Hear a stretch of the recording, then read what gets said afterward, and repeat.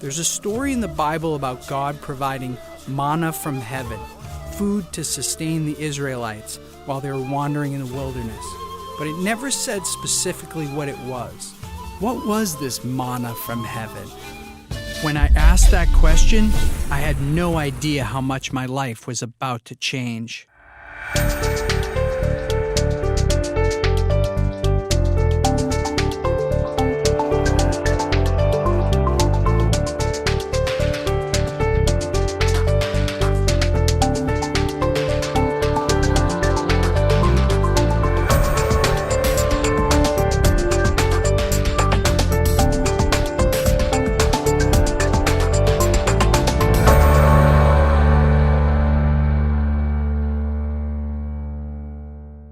The first miracle that Jesus was reported to have done was turning water into wine at a wedding.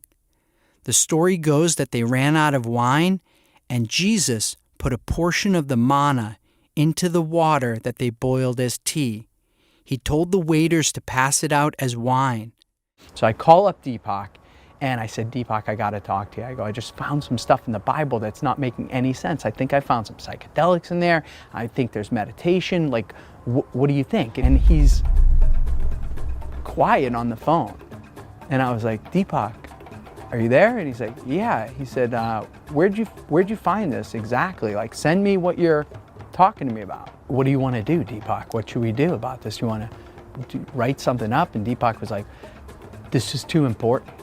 He's like, why don't we have a conversation about this? Could part of the religious experience have to do with plant sacraments? In Deepak's tradition, the mystery plant soma was used to bring people to communion with God. Could have been that the hymns of the Rig Veda were actually sung to this plant which had no seeds, that had no flowers, that was really mushrooms. There's a scene in the movie Noah, starring Russell Crowe, where he has a dream that he's underwater with animals floating past. He wakes up knowing that God wants him to do something, but he doesn't know what. He goes and sits with the wise man in the cave, played by Anthony Hopkins, who gives him some psychedelic tea. He drinks it and has a detailed vision of exactly what God wants him to do. First of all, that's a possibility. Yep. Secondly, why does our brain have receptors to these things? Well, because we are part of the same nature. We're not separate from nature. Science is based on a subject-object split, on a separation that is artificial, me and the universe, when in fact I'm also part of the universe. Right. So the same electrical storms that create thunder and lightning in the sky create synaptic firings in my brain, which creates thought. Mm-hmm. We are part of a wholeness. And what the religious experience is to experience that wholeness. What is enlightenment but being one with the source? So whilst they gave people what I wouldn't even call altered state of consciousness, I wouldn't call them hallucinations.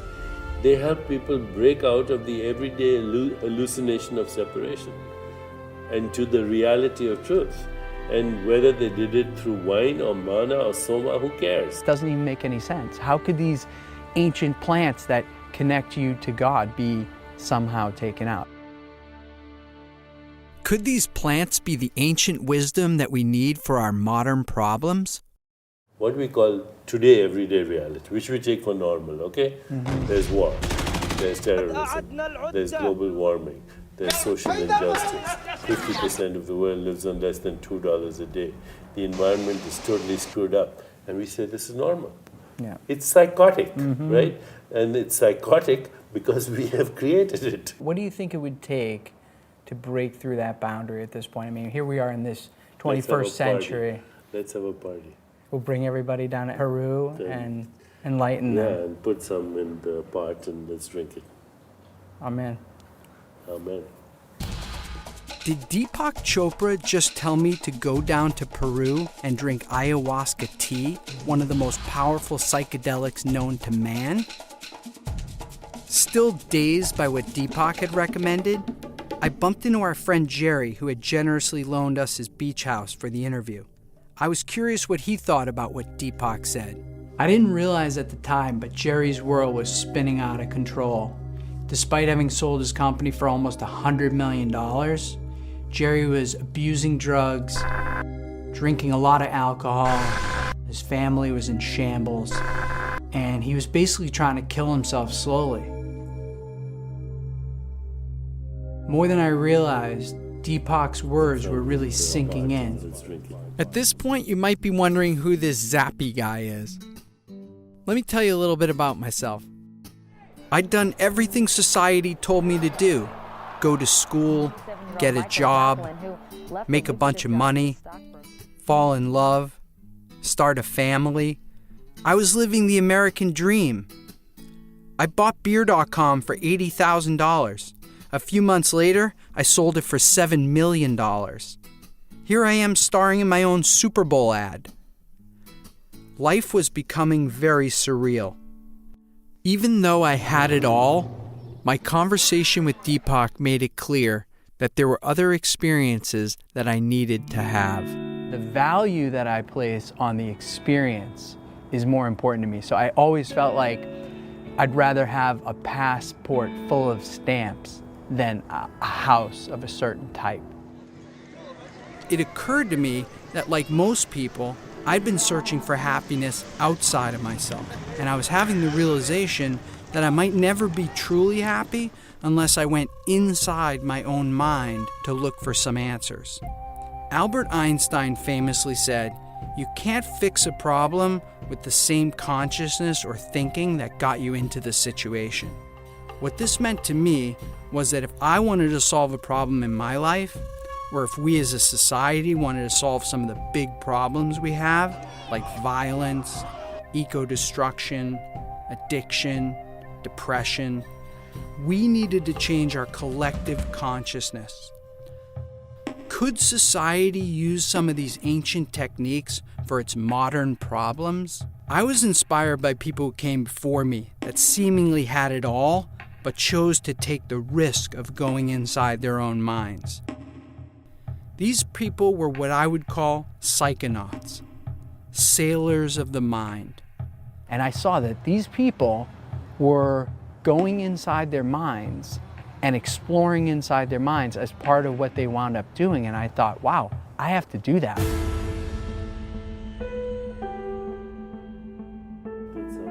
Put some in the pot and drink it. I figured before I got too extreme and sat with a shaman, I should go out and talk to some of Deepak's friends about our so-called reality. If you only identify with the realm of 3 dimensions, if you only identify with the realm of the body, if you only identify with the mortal circumstance and the mortal experience, then to that extent you are at the effect of those circumstances.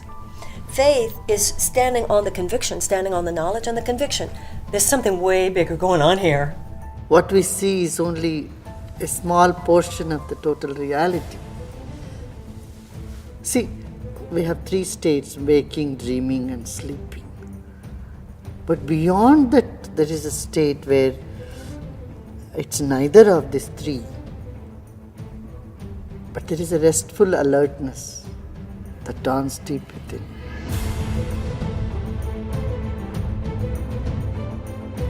There's nowhere where we escape from being energy, so we're always energy. What we see as it looks physical material is actually the reflection of light, photons of light that hit our energy and bounce back. So we're reflecting light, but we're reflecting it as a force field, a tornado of energy.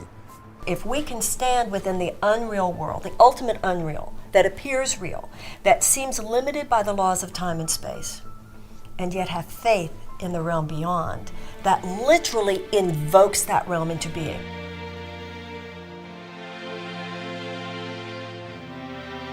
It seemed like what everyone was saying is reality's just a concept. I needed to have the direct experience of going inside. Could ancient wisdom have included plants and meditation? I was excited to learn that a lot of celebrities, people like Jerry Seinfeld, Martin Scorsese, were doing this meditation for a long time. And recently, people like Oprah Winfrey and Dr. Oz and Katy Perry had taken up the meditation, and it seemed to be making them even more creative. I wanted to see if some of this ancient wisdom could help me to tap into my creativity. In the 1960s, a funny little man named Maharishi Mahesh Yogi came out of the Himalayas to the United States, and he wound up teaching his transcendental meditation technique to the Beatles, and the rest is history. Today, there are more than 7 million people worldwide doing transcendental meditation. What I like about the TM technique is that there's no dogma attached to it. It's really just a simple technique of silently repeating a mantra to yourself, which causes you to transcend into your quieted mind, to subtler and subtler states of consciousness, until a point that you reach a place called universal consciousness, an endless field of energy that connects all of us, where all knowledge is contained and where everything is manifested from. When the Maharishi passed away in 2007, he put John Hagelin in charge. As a quantum physicist and a meditator, he had successfully used quantum theory to support Maharishi's model of creative intelligence being at the center of all creation. Waking consciousness is all about being aware of something, this, that, this concept, that person. Transcending is leaving all of that behind to isolate and experience the self itself. It's blissful. It's not the end of the story. 10, 20 minutes of that is enough. The idea is to come back into activity and increasingly integrate and stabilize the experience of inner reality, inner silence, along with outer reality. And that's when life really gets to be interesting and fun.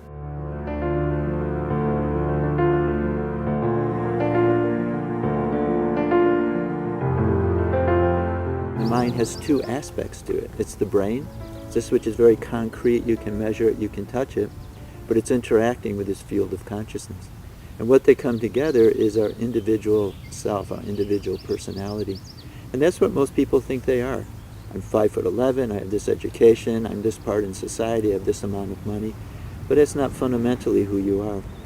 And to know that, you need to have the experience of that. And that's where meditation experience comes in.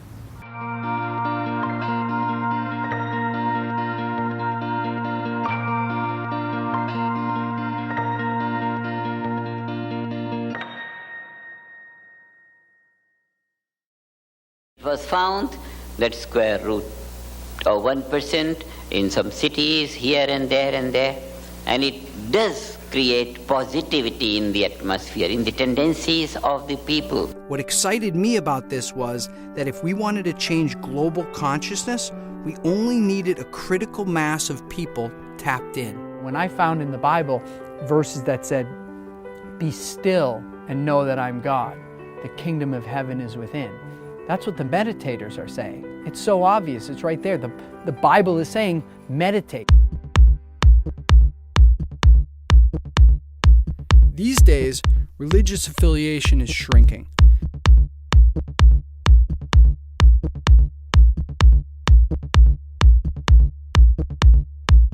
I needed to go speak to some of the religious leaders and top scholars of our time about whether meditation was once part of religion. When it comes to religious leaders, there's no one more high profile than Joel Osteen.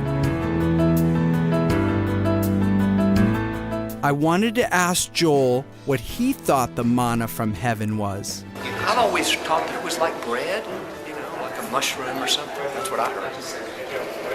That's what I heard. Yeah. I'd like it if it was mushroom. It could sustain them and... Wow, I did not expect that.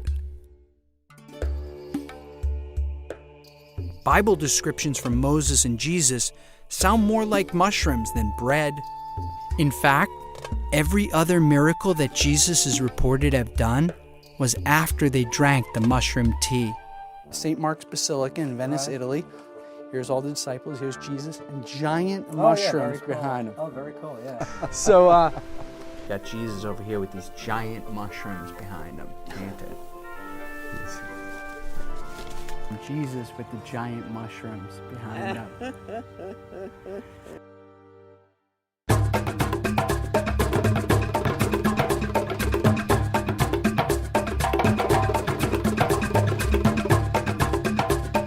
I wanted to talk to some people who've been there, done that.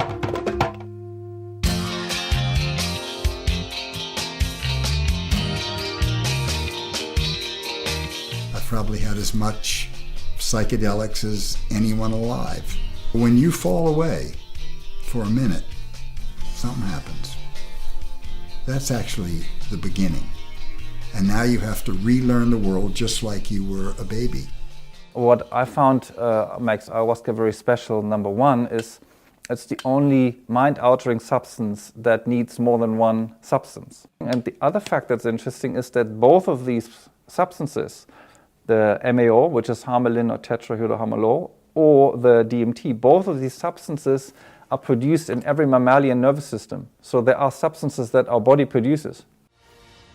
Filmmaker Foster Gamble's documentary Thrive shattered many of the myths that we've been presented by regular society that keep us slaves to our so-called reality. So it seems to be a natural inclination to alter our consciousness somewhat. And I think one of the reasons for that is when we alter our consciousness, we can see our daily consciousness in a new way. And it shifts, tends to raise and expand our daily consciousness. And to me, that's the point. And if we can use substances, whether it's broccoli or ayahuasca or C-sharp major, to give us a glimpse of what's possible for human beings, and specifically, what's next for me? What am I ready for? When my consciousness separated from my body, it changed the paradigm entirely. I realized, aha, there's something more than this meat vehicle that we have.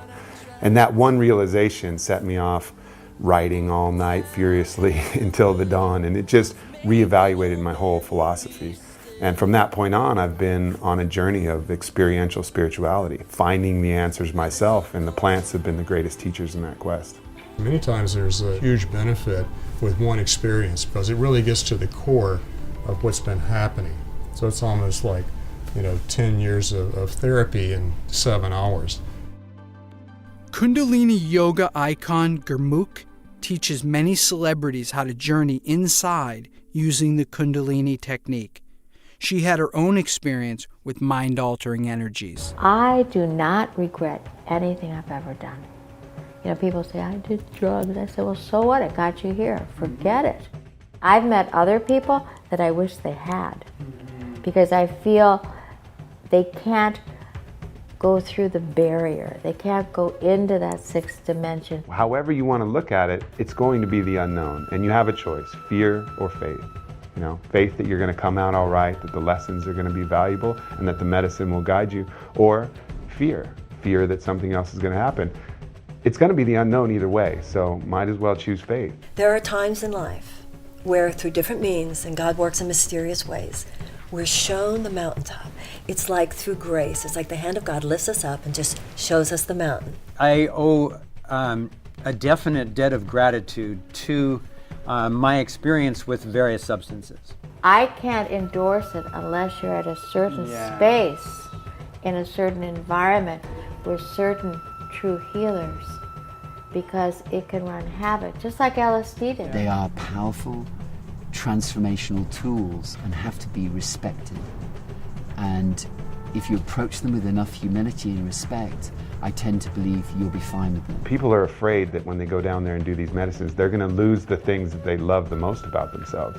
And that's just this common fear. You get someone who loves their career, and like, what if I go down and tells me I want to be a yoga instructor? I'm like, it's not going to do that, man. And if it does, you're going to be even happier about the fact that it did. There's an opportunity to use psychotropic drugs, which will open up that mind and show you, my God, who you really are. I'm fascinated by it. I'm interested in it. I believe it will have real utility somewhere. It's too soon for me as somebody that's trained to, a certain way, do no harm, help, really be clear about what you're doing. We're not clear yet. Whatever it takes, whether you do the drug or whether you do the meditation exercises or whatever way, I don't really care. There's no doubt in my mind that the first indication, the first formal use for hallucinogens will be at end of life.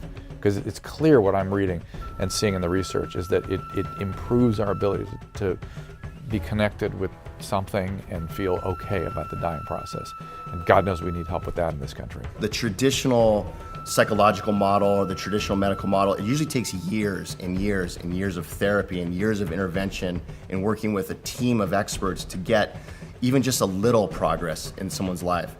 What I've seen, and the analogy I give, is it's 10 to 20 years of psychotherapy, often in 1 to 2 plant medicine sessions. There is a relationship to plant medicine when it is entered through the door of the traditions that brings people more to a sacred recognition of their life, their path. I think the word drug has a lot of negative connotations. I can't think of, maybe if some drug actually cures someone, it's medicine. See, I haven't heard of people going off the rails. I've seen people go off the rails.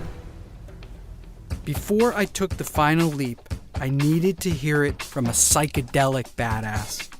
That person is Ram Dass. His real name was Richard Alpert, born to an affluent New England family. He attended Harvard and after graduation began as a researcher at the university. It was the 1960s and LSD had just been discovered. The government was studying its effect on individuals and enemy combatants. While a researcher at Harvard, Alpert and Professor Timothy Leary started to run experiments on students with psilocybin mushrooms and LSD, both of which were legal at the time. The results were nothing short of miraculous.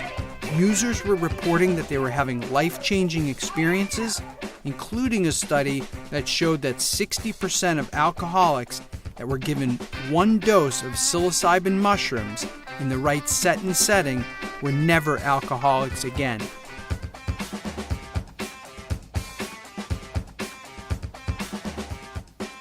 How could everybody not know about this? Discouraged with the West, he headed to India.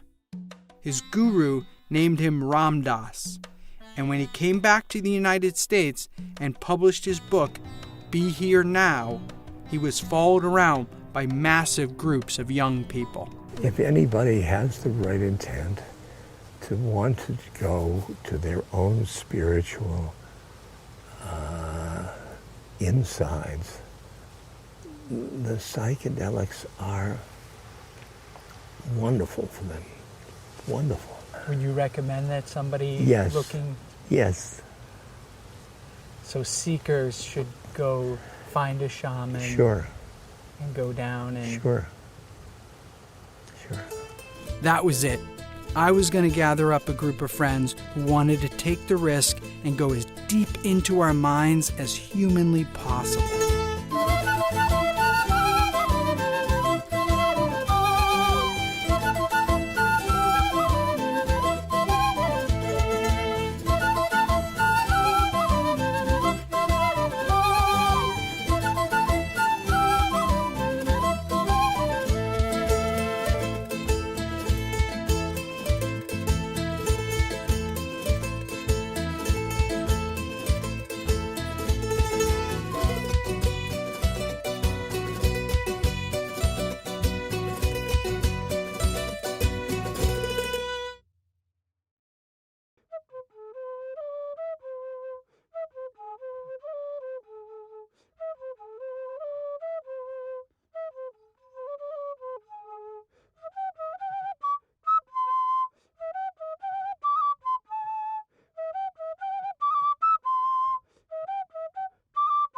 Things just seem to be falling in place, It feels like it's guided. It feels like it's meant to be. So for me, I'm just letting it go. I just assume every miracle that is going to happen is about to happen, and I should just kind of enjoy it and let it happen. I have chosen to work with the Mesa, which is medicine bundle, meditations, rituals, counseling, and working with ancestral medicines such as Huachuma or San Pedro, which are ancestral medicines that have been used for over 5,000 years in the Andes of Peru by pre-Incan cultures who were masters of accessing dimensions of consciousness that are so deep that we often don't access. I feel like it doesn't matter where in the world you go, it's like you'll always find, your kind. And when it comes to spirituality, I I respect anything that, or anyone who kind of walks respecting the planet, loving nature, and opening their heart to, the universe and love itself. As long as that's the main priority behind your religion or your, ceremonial, spiritual belief, then, I'm down with you. I've got a few intents. Some are very personal, which I'm going to try and bring back to my family and loved ones. And try and take some of that knowledge or the glimpse of the other dimensions that are out there, which I've been trying to do kind of in artificial ways. I mean, sometimes with my artwork and my creativity, but in other ways with less natural things. And sometimes that's an anesthetic for pain or just your day-to-day life that gets you down. But this is something that's been calling me for a while to come and do this, but it hasn't been the right moment in my life, and so it all seemed to just fall into place naturally. I'm here to have sort of like a rebirth, to tap into a place that I guess I've never gone. So I don't know where that is. I don't know what that is, but hopefully it's a good thing, and I'll be able to get through it. When you drink the medicine, 50% of the medicine's responsibility is to do all the healing, all the cleansing, all the awakening, all the clearing, all the harmonizing that it needs to do. But the other 50% of taking it further, of taking it deeper, is always yours. Part of my work in this is to make the most gentle transition possible from being very sleepy to being fully awake. Really looking forward to tapping into some of those guys' stuff upstairs.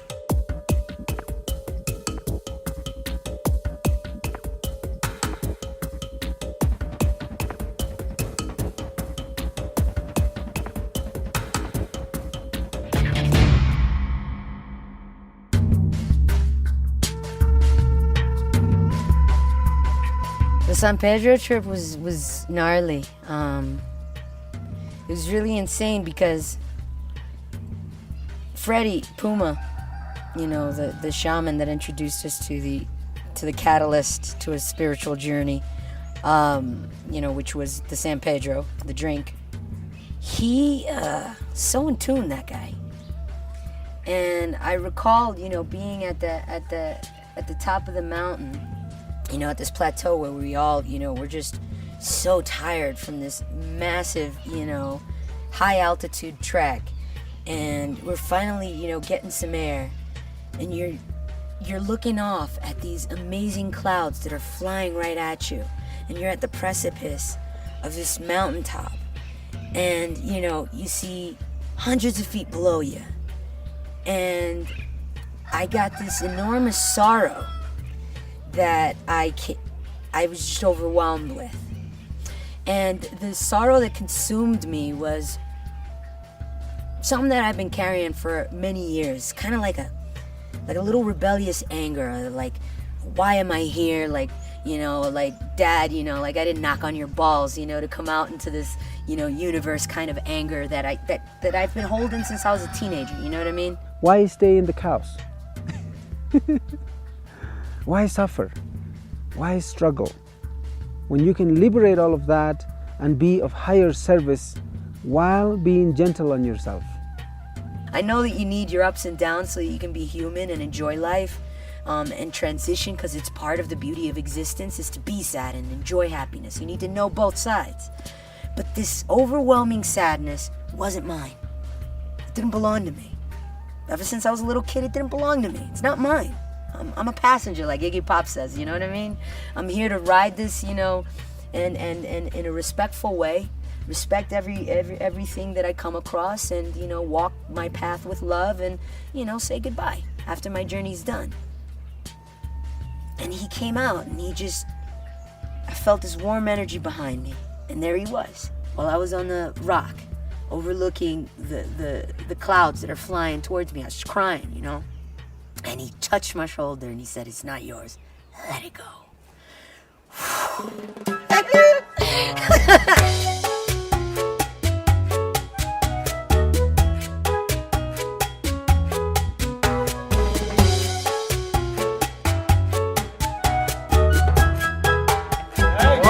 2, 3.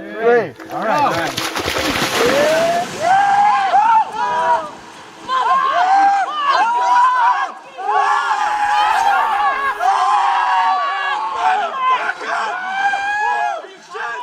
If my trip ended today, I've had, 20 years of heavy pain lifted off of my shoulders, and I'd be a happy camper without doing the ayahuasca. So, I'm feeling really, really, really, really light on my feet, happy, appreciative, and receptive. Very feminine, I'm such a tomboy. It's kind of about time I step into my femininity. My full intent coming down here, my macro intent was to try to share with everybody in the world, for that matter, the fact that there's different ways to see reality, and that we sort of in this moment of chaos need to take a step back, everybody, and just try to see things a little differently. The only way that you're supposed to fulfill your role is by being yourself. That is the heightened you. You attract more love and you attract more energy. One of my intents and one of the things I asked for was to face my fears. And I realized that, no, I don't need to face my fears. My fears are not going to go away. First, I have to accept myself with my fears. Each person have a pattern. And that pattern is 50% woven by the person and 50% by the divine. Ayahuasca is capable of changing that whole pattern. From being one person one day, the next day you're completely another person. I'm open to light and love and just good vibes, and anything that isn't on that vibration or frequency, I'm just like, I don't even see you, you don't exist. So that's how I'm walking into this ayahuasca trip. I'm just in a very receptive place. I just, I know what I'm about, I know what I stand for, and I know what I resonate with, and, I just hope to walk that path, and, whoever's walking along that path, I hope to meet you, and we can join hands and, take this trip together,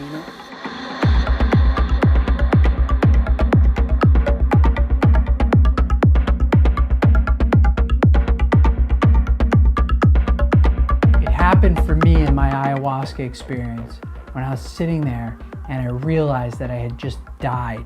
As I was looking at death and experiencing death, I saw how dynamic it was and how much was going on. And I realized that I never needed to fear death again. It was totally liberating. And as I spent time in this ayahuasca experience, I realized that I was sitting in a place where I could ask any question. I could go into the future, I could go into the past, whatever I wanted to know. So I'm going to ask a big question. So I decided to ask, why do bad things happen? And immediately upon asking that, I was ripped out into the edge of space. Back to where when you're a kid, you go, yeah, but what's past space? And people go, oh, more space. And what's past that? More space. I was out there on the edge looking at everything in the universe basically contained, like God would look at it. And as I'm looking at it, Spirit said to me, you see that? It's totally balanced. It's perfect. And I looked at it and I was like, wow, that's true. It's totally balanced. It's perfect. If something happens over here, it'll just be made up over here. And as soon as I had that realization, I was sucked right back in. I was sitting in the room again. And as I was coming out, I just started to laugh. I was laughing and I realized that I had just gotten the entire human cosmic joke. Here we are with God, the man with the white beard, and Buddha and Muhammad and Jesus, all these men. And I was with God and it was a woman. That has stuck with me every day since my ayahuasca experience.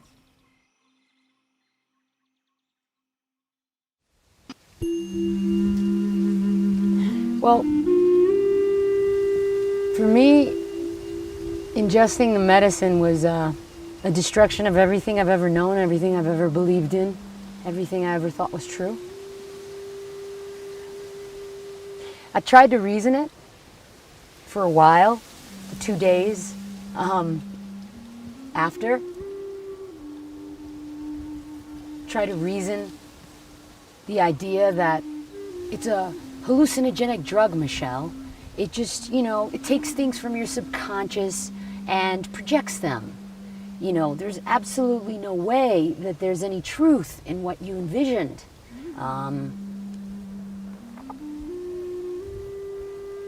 That it's just a trip. You read tons of books on alchemy, you have tons of, information about symbolism and religion deep embedded into your brain since you're a little kid. But I know in my heart of hearts, it's not true. And that everything that I have ever known could quite probably be bullshit. And it makes me happy. I felt a peace and calm that I've never experienced in my life. An overwhelming feeling that I could relax instead of constantly macheting my way through life with my urban armour on. It just stripped everything away and put me in contact with something that was a benevolent higher power, is the only way I can really describe it. I had such a hard time in the middle of it. I know, like a surgeon, and I felt my wounds, my wounds just opened up, and I was feeling pain, and then, like I grew up, and I was able to love myself a little bit more.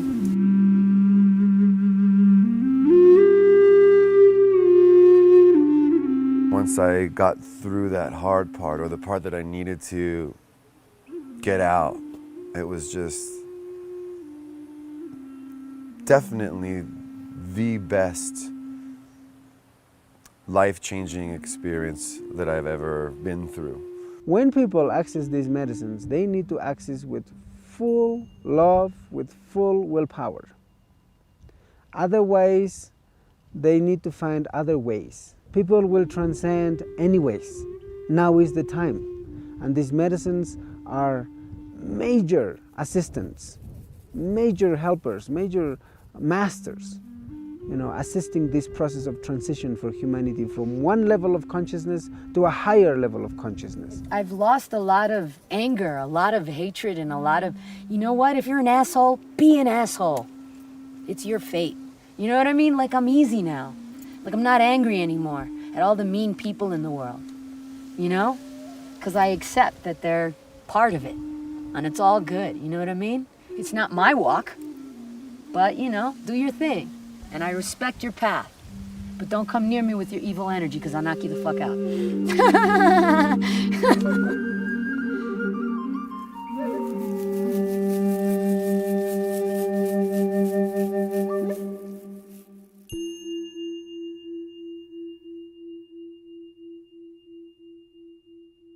It all comes down to intent for me. If your intent is right, it's going to work, it's going to be better than you thought, and you're going to have a lot less chaos. It seemed to me that nature recognizes that people are highly stressed and that people need healing medicines for the problems of addiction and depression.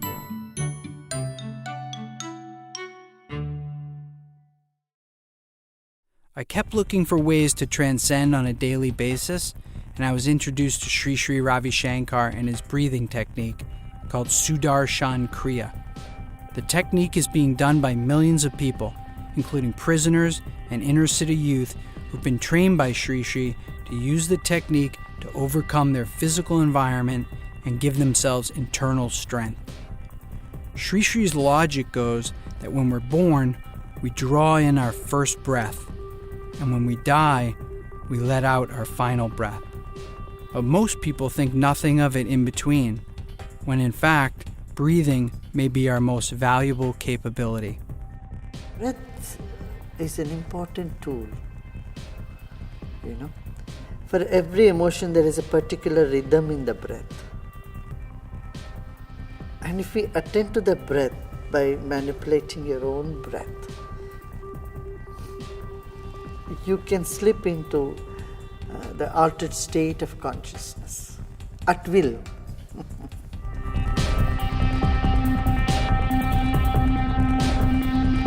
I learned the Kriya breathing, which blew my mind. The fact that I was able to put myself into a psychedelic state with just my breath. Lightning bolts were shooting out of my hands and feet. Time stood still.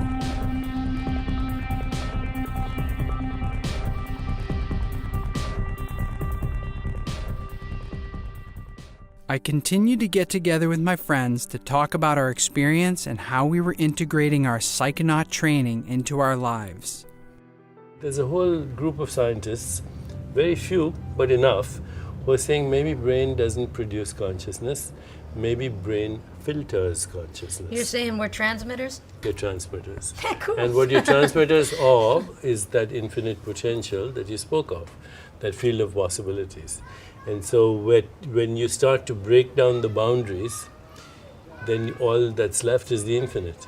So the boundaries are like your prejudices, things They're all that you know that concepts, you've yeah. accumulated throughout life that you either repel or are attracted to? Yeah, every boundary is a conceptual boundary in consciousness. This is an Earth rover. This gives me an opportunity to come to this planet, step into this suit, have these life experiences, be creative, and marvel at this planet that we come to. And it's so funny because A, I started this whole thing not spiritual. B, once I saw the nature of the cell membrane, the self-receptors, I said, oh my God, instantaneously I had to recognize if you buy the science, then it's not is there or is there not, there's a spirit. So it really helped me to bring my scientific mind and my kind of spiritual experience together and realize they're not different at all. We're just discovering through all these pathways how all of that is one. After I started to really journey with the plants was when things sort of changed. When that older boyfriend of mine, I was like 24 at the time, and he told me I was an idiot. And he said, you're very passionate, but you have nothing to back up how you feel about the world. You don't read, you don't have, you read one book and you can get 20 years worth of research in one book. And he kind of like opened up my mind to do research and to fill my mind. Now, when I see the world, I do a psychedelic, I think metaphorically, I think on so many different layers, and of course I enjoy the moment too. I can chase sensations like any of them. I love to feel good and have fun and interact with people, but information is so beautiful. And if we could just tap into the reservoirs or fountains of the people before us, you never know where it could take you. When I lost Paul, I was like, I went through about a year of just being like an animal. Like, what could I do physically to just get my mind off of existentialism, get my mind off of how transient life is and how we just come here and could disappear at any moment. How could I get my mind off of that? So I was just summer, crazy, nuts, berserko. Like I did everything I could possibly do to hide from myself. And I'll tell you that my ayahuasca trip made me sad that he left me here. It wasn't a sadness that he's gone. It was more like a jealousy that he's there first. That's fucked up, but yeah. I think it was affirmed to me in the ayahuasca experience and some other trips I've had in my life, where what was happening is when I took the medicine or I meditated and I went inside, that I was taking filters off is what was happening. So all this bullshit. Reticular activation system. It's like doors of perception. When he popped it, he felt like that filtration mechanism that we create by the age of 7 was just lifted off. You know how like you receive so much information in your visual cortex, but your brain only accepts a certain amount so that you're not overwhelmed? Right. That's your reticular activation system deciding according to your wants, likes, and fight or flight, deciding what information you're going to take in. Each time I got together with my fellow psychonauts, we felt stronger and stronger about the need to get the information out so we could help others to access some of these ancient techniques that had been so profound in our lives. We should just, this True Reality Society should set up a place in like Costa Rica, put Like a a dome, haven for like a people haven who of- think the same way. Put them all around the world. I and, like and that. the consciousness of it is like... I'm in. I'm in. All right. Everything's rolling along. Things are falling into place. And, like everything in life, you want validation. You want to know that it's having some kind of an effect beyond just, hey, I'm having a good time, I'm learning a lot, I'm having all these cool experiences, but, is something really happening?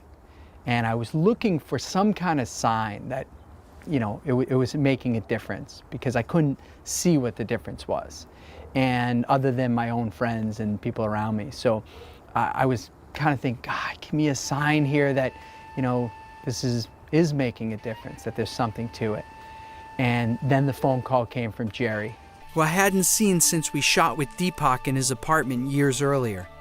Unbeknownst to me, Jerry had taken Deepak's advice as well, and he went down to Costa Rica to do a plant medicine called iboga that comes from an African root.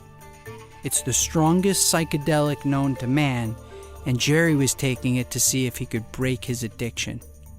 The full moon came to Jerry and asked him if he wanted to see why he was so messed up.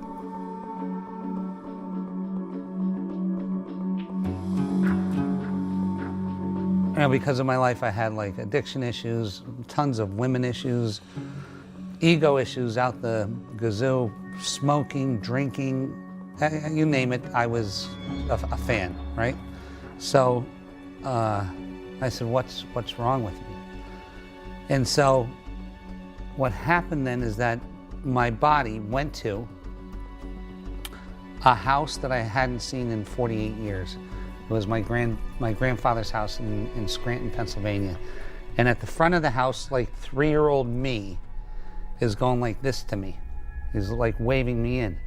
And I'm looking at the floor, and there was, as a kid, I knocked over cranberry juice or grape juice, and it hit the wall, and that stain was on the wall. This is how perfect detail. And then next thing you know, the kid opened the door and like went like this to me, like, go look at it.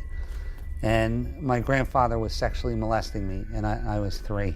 The moon told Jerry to go see his dead grandfather and have him explain why he'd done it and give him an apology. Jerry went to see his grandfather, who denied it ever happened and sent him away. She told him to get his father to help him to get an apology from his grandfather. And he said that he was sorry, and I told him I forgave him.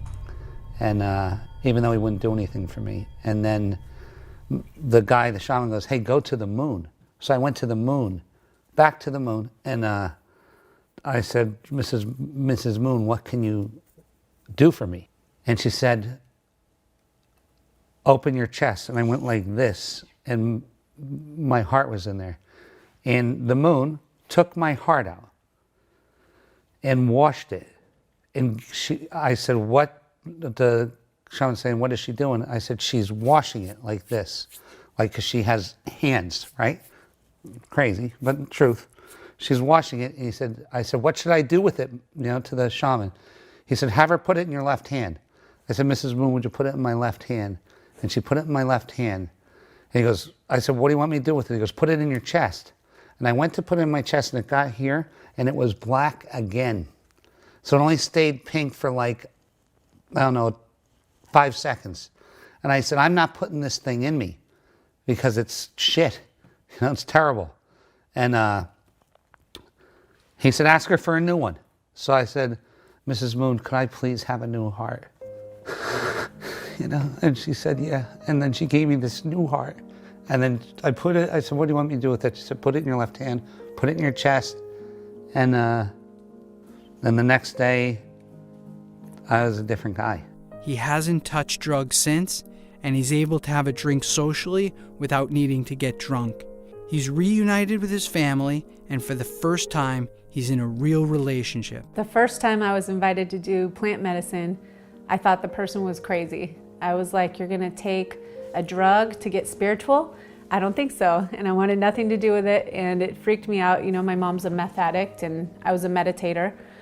And finally, this woman who's like just a love in my life invites me to go, and I couldn't say no. So I went, and that night, she told me, set some intentions of what you want to see. And I said, okay, I want to see why I keep attracting the same psycho guy over and over and over with a different face, sucking the light out of me. And the second thing that I wanted to see was, what was I here to do? And so that night was just one of the most amazing nights of my life. I was shown exactly who I am, what I'm here to do, and exactly why I kept attracting that same psycho guy over and over and over again. It's just amazing because Jerry and I wake up every day and we're just like, wow, is this our life? Like, we just feel so blessed to be in love with our best friend and to be doing what we love. Immediately when I came back and my kids saw me, they knew I was a different guy and they knew something changed. As soon as he walked through the door, I can like visibly see a difference, let alone when I was actually talking with him. I was like shocked, you know? I was like, well, I gotta give this thing a whirl. If it could turn him around 180, what could it do to me? The first time I saw Gerard after he did plant medicine, he didn't even have to speak or say one word to me. I could tell as I walked up to him, about 15 feet away, I knew he was a changed person. The chances of someone coming out of that severe of a lifestyle case is very rare. I didn't want to drink anymore. I was smoking 2 packs of cigarettes a day, went from that to nothing immediately. I can't even think about doing drugs. Like I wouldn't even have the thought to go do some drugs. He's like zappy. Not only did I take plant medicine and break my addiction in one session, but I've actually opened up a center for people to come and expand their consciousness, heal themselves, break addiction, and it exists. And I was like, oh my God, it manifested from that conversation with Deepak that day where he said, stir it up in the pot and drink it.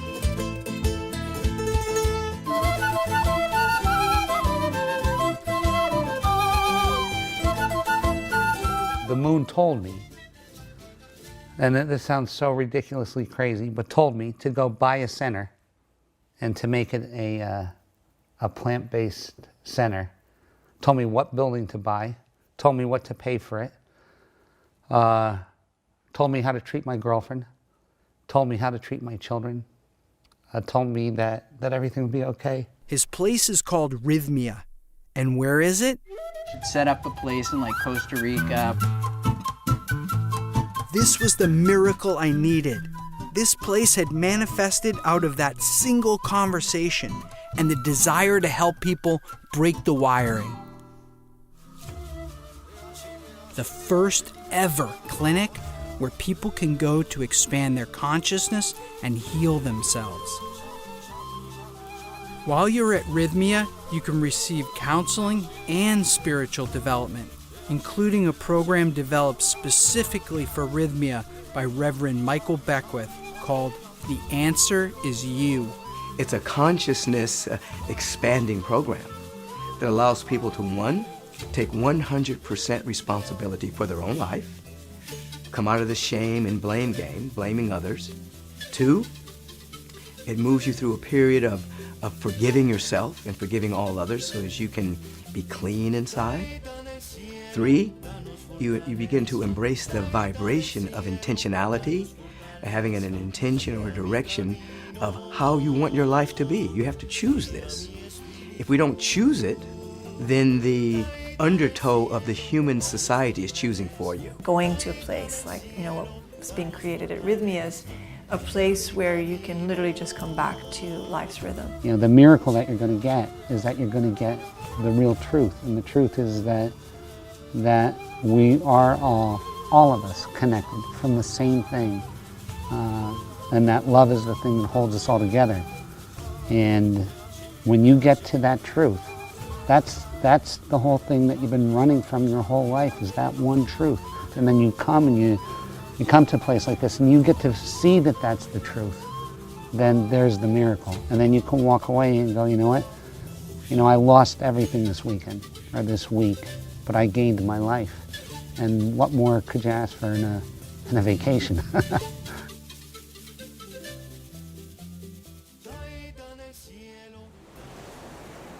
Everything I've gone through has truly been worth it. Because even before this movie's finished, it's already changed the world. Because this place exists.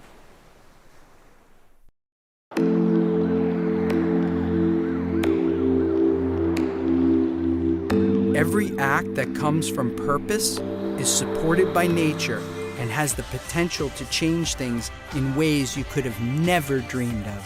How do I channel all of this connection into being an efficient human being in society, into giving back? Because for me, love is everything. But you have to almost have a way to re-enter the ayahuasca experience almost on a daily basis to stay tapped into it. And that has to be through meditation or through something that will deliver you back there, if only for a moment.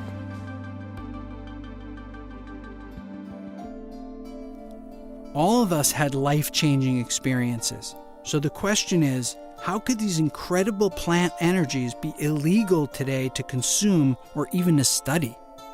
It turns out that the answer to that question may be even more sinister than the reason they've been taken out of religion: money.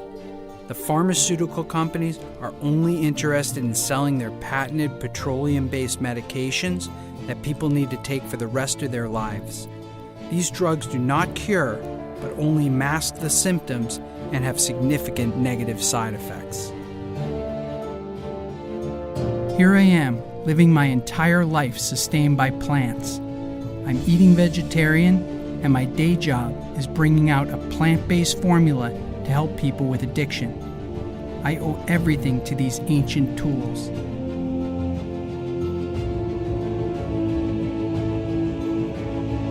Plant medicine, meditation, breathing. These are some of the tools that were once part of the religious tradition. It's time to bring them back.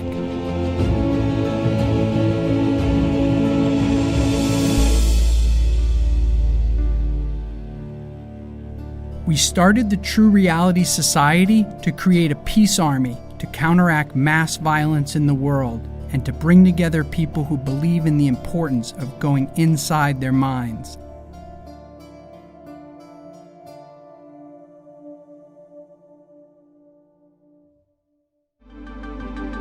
When the sun comes up, I know I've lost it. To the spirits that live beyond us. But every time I sleep, I'm back in your arms and we've just begun.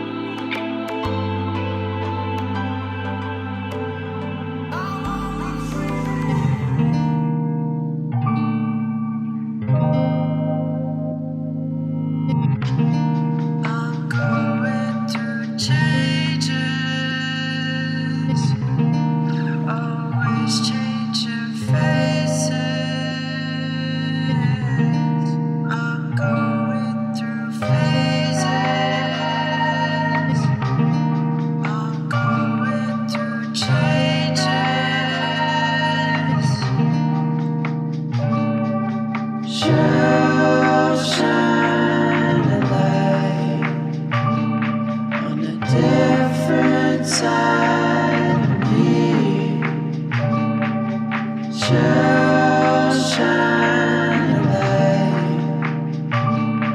She'll show me what I need. I'm going through changes,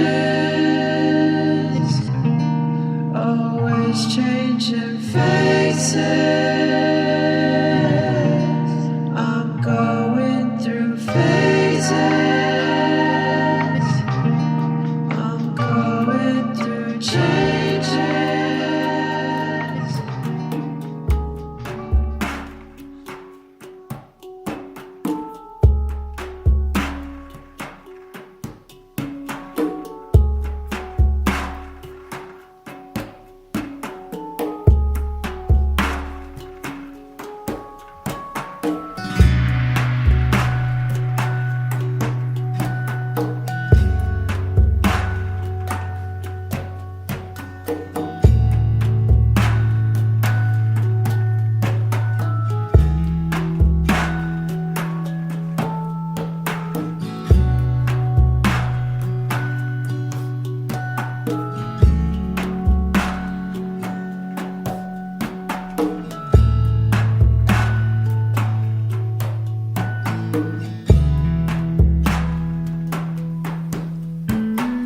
Om Shri Mahalakshmi Namaha. Om Shri Mahalakshmi Namaha. Om Shri Mahalakshmi Namaha. Om Shri Mahalakshmi Namaha. Om Shri Mahalakshmi Namaha. Om Shri Mahalakshmi Namaha. Om Shri Mahalakshmi Namaha. Om Shri Mahalakshmi Namaha. Om Shri Shri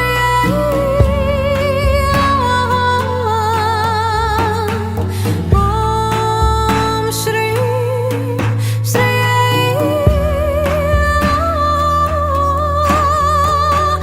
Om Shri Shri Om Shri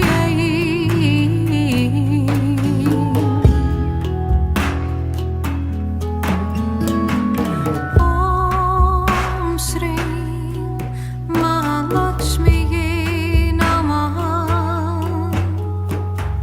Om Shri Mahalakshmi Namaha. Om Shri Mahalakshmi Namaha. Om Shri Mahalakshmi Namaha.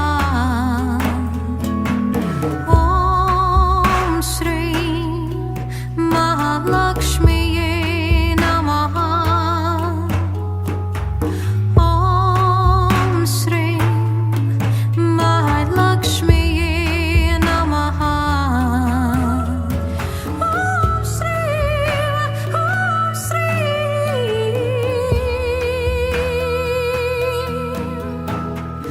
Om Shri Mahalakshmi Namaha. Om Shri Mahalakshmi Namaha.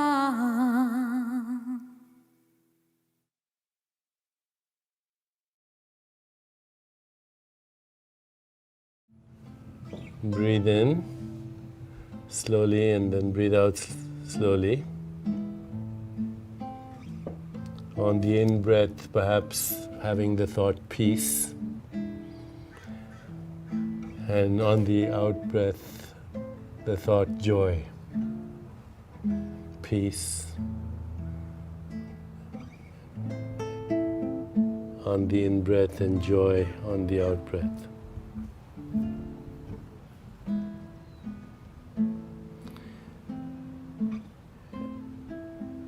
And bring your awareness into your heart now. And remember a great experience of love.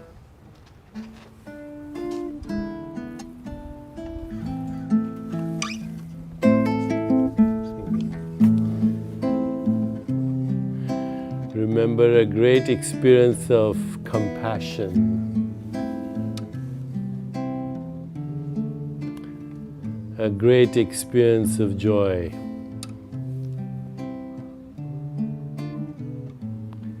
A great experience of equanimity, the peace that passes understanding. And now bring your awareness back into your whole body and allow the boundaries of your body to slowly dissolve and merge with your surroundings. Recognize that every boundary is conceptual. There's no boundary. There are no national boundaries, there are no tribal boundaries, no ethnic boundaries, no racial boundaries, no religious boundaries. They're all imagination. And they have limited our potential. We are the stars, and we are the sky, and we are the moon, and we are the galaxies. We are the cosmic horizon, we are the Big Bang, we are the laws of nature, we are Planck scale space-time geometry where everything dissolves into all possibilities, where Platonic values like truth, goodness, beauty, harmony, evolution are embedded as the essential raw material of the universe, where there is mathematical truth but also musical truth, where there is the poetry of the universe and the dance of the universe, and we are that dance. The Sufi poet Rumi says, look at these worlds spinning out of nothingness, this is within your power. We come spinning out of nothingness, scattering stars like dust. Out beyond all ideas of right doing and wrong doing, there's a field. I'll meet you there. So remember the field that you went to. It was beyond right doing and wrong doing. It was the field from where we come and which we long for. I'll let Roberto finish his Peruvian shamanic song.